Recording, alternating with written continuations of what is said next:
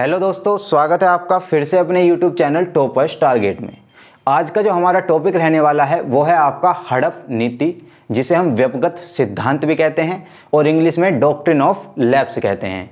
तो देखिए, साम्राज्यवादी नीतियों का विस्तार करने के लिए, अपने ब्रिटिशर्स एम्पायर का विस्तार करने के लिए, एक्सटेंशन करने के लिए लॉर्ड डलहौजी के द्वारा 1848 में हड़प नीति लाई गई, डॉक्ट्रिन ऑफ लैप्स लाया गया।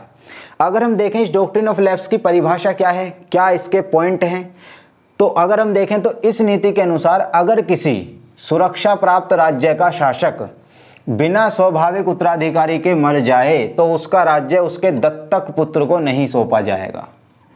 अब यहाँ सबसे पहला पॉइंट आता है आपका दत्तक पुत्र।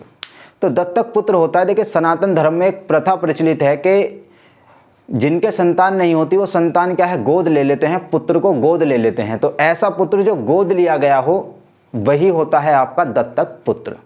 अब हड़प नीति के अनुसार क्या था कि देखिए 1798 से लॉर्ड वेलेस्ली ने सहायक संधि चलाई और सहायक संधि के तहत उसने क्या है, बहुत सारी देशी रियासतों को सहायक संधि के तहत अपनी सुरक्षा के अंतर्गत ले लिया। क्योंकि सहायक संधि का एक प्रावधान क्या था कि जो आपकी देशी रियासतें होंगी उनकी सुरक्षा के लिए कंपनी सेना नियुक्त करेगी, तो कहीं ना कहीं वो कंपनी की सुरक्षा पर क्या हो गए, निर्भर हो गए।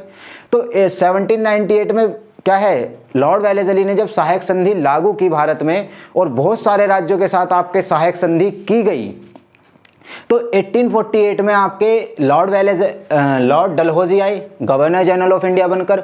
तो इन्होंने देखा कि भाई बहुत सारी रियासतों को क्या है, ब्रिटिशर्स ने सुरक्षा प्रदान कर रखी है।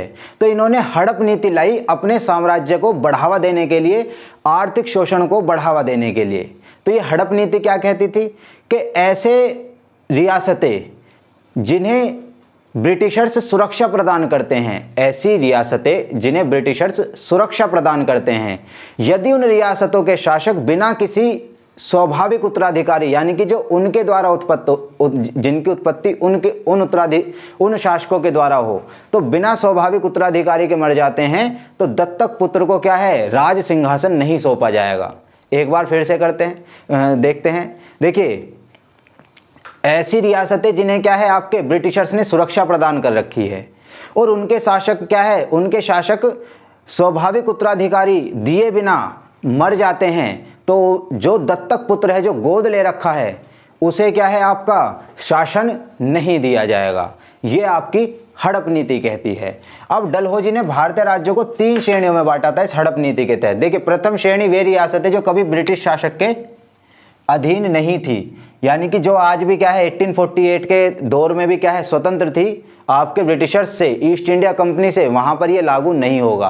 द्वितीय श्रेणी क्या कहती थी कि जो मुगल सम्राट या पेशवा के अधीन थी, कभी मुगल सम्राट या पेशवा के अधीन थी और उन्हें कर देती थी, लेकिन आज उन पर क्या है, अंग्रेजों का क्या है, अधिपत्य है उन देशी रियासतों पर। तो वहां पर यदि किसी दत्तक पुत्र को क्या है, आपका राजा बनाना है, तो अनुमति लेनी होगी आपकी किससे, ब्रिटिशर्स से, ईस्ट इंडिया कंपनी से। अभी अनुमति तो देंगे नहीं, और यही सब विवाद आपके आएंगे जो 17 में आपको देखने को मिलेगा, जैतपुर में, जबलपुर में, आपका झांसी में, नागपुर में, ये सब विवाद आपको देखने को मिलेंगे। सहमति देते नहीं और क्या है, अपने साम्राज्य में उस राज्य को मिला लेते हैं।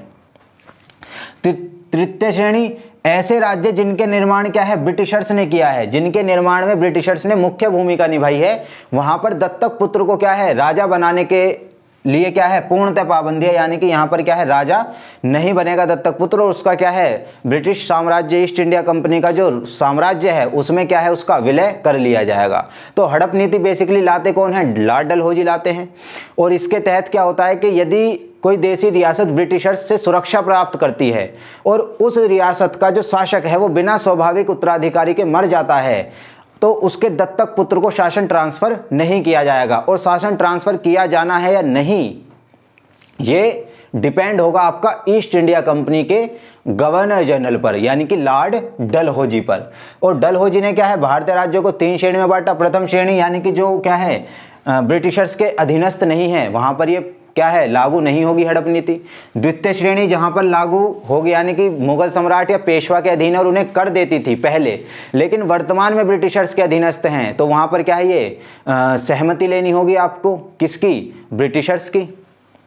और तृतीय श्रेणी जिनका निर्माण में क्या है ब्रिटिशर्स या ईस्ट इंडिया कंपनी ने महत्वपूर्ण भूमिका निभाई है, वहाँ पर दत्तक पुत्र गोद लेना, जो शासक है वो दत्तक पुत्र गोद नहीं लेगा, यानी कि पूर्णतः पाबंदी होगी।